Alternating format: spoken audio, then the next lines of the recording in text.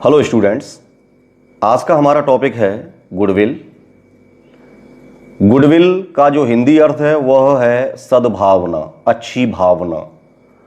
अंग्रेजी में भी इसके लिए कई शब्दों का प्रयोग किया गया है, जैसे कि pure intention, pure conscience, pure mind, saintly mind.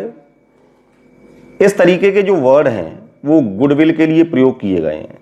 तो जैसा कि हम जानते हैं गुडविल, विल मीन्स यहां पे है इच्छा, अच्छी इच्छा माने सद्भावना, अच्छी भावना, लोगों के लिए जो हम अच्छा सोचते हैं, that type of feeling is called goodwill. थोड़ा सा चर्चा हम इसके इंट्रोडक्शन के बारे में करते हैं। मैं आपको इसका इंट्रोडक्शन पढ़ के सुना रहा हूं और उसको एक्सप्लेन कर रहा हूं। This him is an extract from Yajurveda. यह जो हिम है, हिम का हिंदी अर्थ होता है भजन, श्लोक। तो ये हिम है वह एक्सट्रैक्ट है, एक टुकड़ा है, एक अंश है फ्रॉम यजुर्वेदा, यजुर्वेद में से।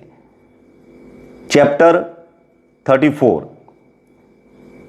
विच is one of the 4 Vedas, जो 4 वेदों में से एक है। Rigveda, Samaveda and Atharvaveda being the other 3। ये इसके अलावा अन्य 3 हैं। इसका मतलब यह निकला हमारे 4 वेद हैं, ऋग्वेद, सामवेद, अथर्ववेद, यजुर्वेद। तो ये जो पोयम है ये यजुर्वेद का हिस्सा है, उसका टुकड़ा है। Which are regarded as ancient books, जिसे सबसे प्राचीनतम किताबों में से, डॉक्यूमेंट्स में से एक माना जाता है। The date of Vedas is contradictory. इसमें वर्ड आया कॉन्ट्राडिक्टरी। कॉन्ट्राडिक्टरी का मतलब है विवादास्पद, माने डेट के विषय में लोगों में मतभेद है। इसकी डेट एक नहीं है, लोग इसकी डेट के विषय में कई प्रकार के बातें करते हैं, मतलब कॉन्ट्राडिक्टरी है, विवादास्पद है। बाल गंगाधर तिलक असाइंड 4500 BC। बाल गंगाधर तिलक मानते हैं कि वेदों की जो रचना है लगभग 4500 साल पहले, बीसी का मतलब होता है बिफोर क्राइस्ट, माने ईसा मसीह के जन्म से 4500 साल पहले वेदों की रचना हुई। एंड मैक्स मूलर असाइंड, जबकि मैक्स मूलर कहते हैं, उनका मानना है बिटवीन 2500 टू 1500 BC। माने मैक्स मूलर मानते हैं कि ईसा मसीह के जन्म से 2500 साल से लेके 1500 साल पहले वेदों की रचना हुई। Vedas are most ancient literary works. Veda हमारे सबसे प्राचीनतम साहित्यिक रचनाएं हैं ऑफ द वर्ल्ड, संसार की ये सबसे प्राचीनतम रचनाएं हैं। They deal with the deities, creation and existence. ये डील माने वर्णन करना, ये वर्णन करती हैं। डिटीज माने होते हैं देवी देवता, क्रिएशन माने होती हैं रचनाएं, एग्जिस्टेंस मीन्स होता है अस्तित्व। तो वेदों के अंदर इस सृष्टि का निर्माण कैसे हुआ, इस दुनिया में जीव कैसे आए, उनका अस्तित्व कैसे है, इन सारी चीजों के बारे में हमारे वेद वर्णन करते हैं। इस कविता को 3 हिस्सों में बांटा गया है। इसका मतलब यह है इसके 3 स्टेंजा हैं। स्टेंजा का मतलब होता है जिसमें 4 लाइन होती हैं, तो 4-4 लाइन करके इस कविता को 3 स्टेंजाज में बांटा गया है। All the 3 stanzas begin with may. यहां यह भी समझना जरूरी है कि तीनों के तीनों जो स्टेंजा हैं वह मे से प्रारंभ हो रहे हैं। इसका मे, जैसा कि हम जानते हैं, ऑप्टेटिव सेंटेंसेस में यूज किया जाता है, माने वो इच्छा सूचक वाक्यों के लिए प्रयोग किया जाता है, कामना के लिए किया जाता है। तो यहां हम ईश्वर से कामना कर रहे हैं, ईश्वर से प्रार्थना कर रहे हैं। अर्थात जब इसका स्टेंजा स्टार्ट होगा तो हमें अपने ब्रेन के अंदर ये रखना है कि हम ये मान के चलें कि ये हम प्रार्थना किससे कर रहे हैं, ईश्वर से कर रहे हैं। ईश्वर से हम प्रार्थना करते हुए ये कहना चाहते हैं कि हे ईश्वर, हमें कैसा बना, या हम किस तरह की भावना अपने अंदर लेके आए। तो सबसे पहली जो फर्स्ट स्टेंजा है, I will explain first stanza. May that by which wise man skilful in rituals, may that, यही इस शब्द को समझना सबसे ज्यादा जरूरी है। मे दैट, बाई विच, हे ईश्वर, may that by which wise man skilful in rituals, वह कौन सी चीज है जिसकी वजह से, मे दैट माने वह कौन है, वो क्या चीज है, बाई विच माने जिसके कारण, जिसकी वजह से, वाइज मैन बुद्धिमान व्यक्ति, स्किलफुल, स्किलफुल का अर्थ होता है निपुण, काम करने में सबसे बढ़िया, इन रिचुअल्स, रिचुअल्स का मतलब होता है कि जो हमारी परंपराएं होती हैं, कस्टमरी, और वी कैन से कस्टमरी सेरिमनीज, संस्कार, तो उनमें वो निपुण हैं। तो वो किसकी वजह से हैं, यहां क्वेश्चन मार्क लग रहा है कि भाई वो ऐसी कौन सी चीज है जिसकी वजह से जो हमारे वाइज मैन हैं, बुद्धिमान व्यक्ति हैं, वो इन सारे क्रियाकलापों को बहुत ही अच्छे तरीके से कर लेते हैं, है ना। तो इसका मतलब यह है कि यहां पहली ही जो लाइन है, मे दैट बाई विच, किसकी वजह से, इसका मतलब है वह है अंदर जो है वो हमारी क्या है, सोल है ना। तो सोल है वह ईश्वर का अंश है। तो अगर हमारी सोल के अंदर अच्छी भावना होगी, अच्छी भावना होगी तो हम अच्छे कार्य कर पाएंगे। तो जो सोल है वह ईश्वर के आदेश से चलती है। तो यहां पर इसलिए मे दैट बाई विच, तो वो चीज कौन सी है, वो चीज है आपकी सोल, जिसकी वजह से, सोल है अच्छी भावना है, जिसकी वजह से वाइज मैन बुद्धिमान व्यक्ति, स्किलफुल निपुण है, इन रिचुअल्स धार्मिक अनुष्ठानों में, धार्मिक क्रियाकलाप जो हमारे यहां किए जाते हैं उनमें वो कैसे निपुण है, एंड स्टेडी, स्टेडी का मतलब है स्थिर, दृढ़ संकल्पी, है ना। किन्हीं कामों को करने के लिए सबसे पहले जरूरी चीज क्या है, इन असेंबलीज, असेंबलीज मान होती हैं सभाएं, गैदरिंग्स, है ना, for specific purpose, perform their task, perform का मतलब होता है करना। तो वह अपने कार्यों को बहुत ही अच्छे तरीके से परफॉर्म कर लेते हैं। What is the reason behind it, the reason behind it, they have good will, और we can say pure conscience, pure intention, that's why they are able to do good works, perform their task very skillfully, that peerless spirit, यहां पर शब्द use किया गया peerless, peerless means unique, अनुपम, अद्वितीय, matchless, that peerless spirit that lies in all creatures। तो यहां पर कवि कहना चाहता है कि वह अनुपम आत्मा इस संसार के हर प्राणी के भीतर है। ऐसा नहीं है कि वो जो आत्मा है वो केवल गुणी व्यक्तियों में ही है, बुद्धिमान व्यक्तियों में ही है, वह प्योर कंसाइन हर व्यक्ति के भीतर है। लेकिन अब उस प्योर कंसाइन को पहचानना, उसकी आवाज को सुनना, इट डिपेंड्स ऑन अस, ये हम पे डिपेंड करता है। कई बार हम उस अंतरात्मा की आवाज को दबा देते हैं, कुछ लोग हैं वो अंतरात्मा की आवाज के अनुसार ही चलते हैं।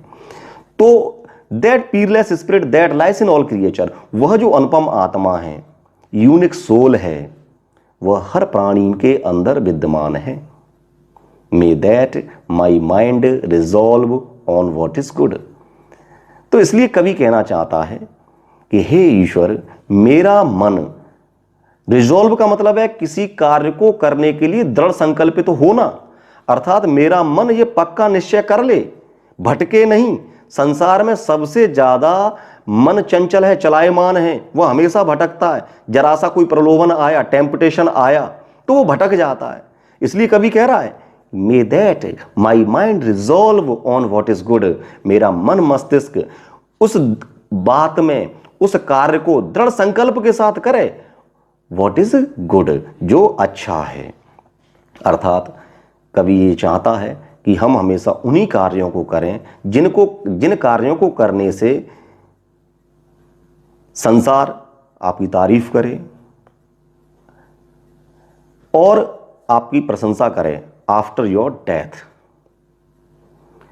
Second stanza. Now we will discuss about second stanza. May that which is deep knowledge, intellect, memory, that which is the deathless flame in living beings. What the poet wants to say here? May that which is deep knowledge, वह कौन सी चीज है जो deep है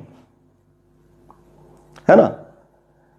तो हमारा जो मस्तिष्क है वो किन चीजों से संचालित होता है? तो मस्तिष्क को माइंड जो है, माइंड हम कहते हैं माइंड और सोल, है ना, both are the same thing. मस्तिष्क आत्मा से चलता है या आत्मा मस्तिष्क से चलती है। तो यहां पर नॉलेज है, नॉलेज जो एलिमेंट है वो आत्मा या ब्रेन का एलिमेंट है। इंटेलेक्ट है, यह भी ब्रेन का ही एलिमेंट है। मेमोरी, याददाश्त, ये सारी चीजें, ये सारी चीजें आत्मा में समाहित होती हैं। और ये तीनों ही चीजें कैसी होती हैं? ये तीनों ही चीजें डेथलेस होती हैं। तो यहां जब यहां पे बात की जा रही है किस चीज की, that which is the deathless flame in living beings, knowledge भी डेथलेस है, नॉलेज कभी मरती नहीं है, ज्ञान कभी मरता नहीं है। लेकिन यहां ज्ञान, हम यहां पे बात करते हैं डेथलेस फ्लेम की, तो deathless flame is equal to soul और we can say knowledge in living beings. अगर हम आत्मा, जैसा कि हम जानते हैं आत्मा कभी मरती नहीं है, अजर और अमर है, वैसे ही ज्ञान कभी भी नहीं मरता। तो ये सारी चीजें हम में डेवलप होंगी यदि हम अपनी आत्मा को डेवलप कर लेंगे। नॉलेज, इंटेलेक्ट और मेमोरी, ये सारी चीजें डेवलप होती हैं यदि हम अपनी आत्मा को क्या कर लेंगे, डेवलप कर लेंगे। Without which nothing what ever is done. और जब तक हम अपनी आत्मा को डेवलप नहीं करेंगे, बिना इसके, without which nothing what ever is done, इसके बिना परमिशन के संसार में कोई भी कार्य नहीं होता। इसका मतलब यह है कि पूरी बॉडी जो है, उस पूरी बॉडी को नियंत्रित हमारा कौन करता है? मस्तिष्क। मस्तिष्क के बिना ये बॉडी संचालित नहीं होती, अर्थात बिना ज्ञान के आत्मा का कोई इंपॉर्टेंस नहीं है, बिना इंटेलेक्ट के, बिना मेमोरी के ये सारी चीजें यूजलेस हो जाती हैं। अर्थात इसीलिए कहा गया कि that which is the deathless flame in living beings without which nothing what ever is done, बिना इसके कुछ भी करना संभव नहीं है। फिर से वही लाइन रिपीटेड है, may that my mind resolve on what is good, मेरा मन, मेरा मस्तिष्क केवल उन्हीं चीज़ों को स्वीकार करे जो अच्छी हैं, जो करने लायक हैं, मुझे करनी चाहिए। आत्मा हमेशा सजेस्ट भी यही करती है कि हमें उन्हीं चीज़ों को करना चाहिए जो अच्छी हैं। Last stanza, may that which guides man like a good charioteer, हे ईश्वर, मे दैट विच गाइड्स, यही जो सोल है, जो गुडविल है, वो आदमी को क्या करती है? गाइड करती है। काय की भांति? Like a good charioteer. Charioteer means होता है सारथी। जैसे एक अच्छा सारथी रथ को अच्छे तरीके से चलाता है, तो अगर आपका ब्रेन, अगर आपकी सोल रूपी जो सारथी है वो अगर बढ़िया है, तो आपका शरीर रूपी रथ है वह भी बहुत अच्छे तरीके से क्या होगा? चलेगा। तो इसलिए यहां पे कह रहे हैं that may that which guides, वह चीज जो गाइड करती है, और वह चीज कौन सी है? वह चीज है आपकी सोल। और यहां सोल को आप इक्वल किसके मान सकते हो? माइंड के। तो man like a good charioteer who controls fleet footed horses. Fleet footed horses का यहां पर अर्थ है तेज गति से दौड़ने वाले घोड़े। अब तेज गति से दौड़ने वाले घोड़े यहां पे कौन से हैं? हमारे शरीर में 5 इंद्रियां हैं।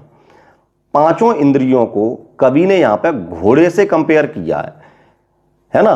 तो हम उसको क्या की संज्ञा देते हैं? हम उसको संज्ञा देते हैं मन की। जैसे मन है वो हमारा क्या करता है, बहुत तेज रफ्तार से दौड़ता है, कभी इस काम को कर लें कभी उस काम को कर लें, तो वो अनकंट्रोल्ड है। तो मन को केवल कौन कंट्रोल कर सकता है? मन को केवल हमारी आत्मा, जिसको आत्मा कह लो, ब्रेन कह लो, वही केवल क्या करता है, नियंत्रित करता है। तो ब्रेन हमारा, माइंड हमारा कौन हो गया, कंट्रोलर, है ना। और हमारा रथ कौन सा हो गया, बॉडी। तो इस बॉडी रूपी रथ को नियंत्रित कौन करता है, मस्तिष्क करता है। जैसे सारथी रथ को नियंत्रित करता है। अब घोड़ों को नियंत्रित करने के लिए क्या चाहिए, माने इच्छा रूपी जो घोड़े हैं वो लगातार तेज गति से दौड़ रहे हैं, उनको कौन नियंत्रित करेगा, उनको ब्रेन नियंत्रित करेगा। Who controls fleet footed horses with reins that which abides in hearts. जो इच्छाएं हैं हृदय में वास करती हैं, बड़ी तेज हैं, बहुत मोस्ट स्विफ्ट एंड एक्टिव, ये इच्छाएं बहुत ही प्रबल हैं। बड़े से बड़े सन्यासी भी मन की कामनाओं के वशीभूत होके उल्टा सीधा कर बैठते हैं। तो इसलिए कहा गया है मोस्ट स्विफ्ट एंड एक्टिव, ये इच्छाएं बड़ी ही प्रबल हैं। इन इच्छाओं को नियंत्रित करना अनिवार्य है। अगर इन इच्छाओं पर नियंत्रण नहीं करेंगे तो आपका मन और शरीर दोनों ही गलत मार्ग पर चला जाएगा। इसलिए कवि कह रहा है, may that my mind resolve on what is good, अर्थात हमारा मन, हमारा शरीर उन्हीं कार्यों को करे जो अच्छे हैं, जो करने लायक हैं। इस प्रकार से ये कविता यहाँ पर समाप्त होती है। अब इसका मैं टोटल ओवरऑल मूड बताना चाहूँगा। कवि की इच्छा यह है कि इस कविता में जिस चीज को वो आह्वान कर रहा है वह दैवी तत्व कौन है, हमारी आत्मा है ना। और जो आत्मा है वह एक ऐसी वस्तु है कि जो कैसी है, मर नहीं सकती, वो डेथलेस है ना। तो यहां पे कवि ने उसी डेथलेस फ्लेम का मतलब हो गया ना मरने वाली ज्योति, ना मरने वाली ज्योति आत्मा है। तो इसमें कवि उस अनुपम आत्मा से आह्वान कर रहा है कि वह आत्मा उन्हीं कार्यों को करे जो करने लायक हैं, अर्थात जो कार्य करने लायक नहीं है उन कामों को वह स्वीकार ना करे। क्योंकि अगर आत्मा उन कार्यों को करने की परमिशन दे देती है तो ये रथ माने शरीर गलत दिशा में चला जाएगा और फिर इसका विनाश निश्चित है, सुनिश्चित है। जय हिंद, जय भारत।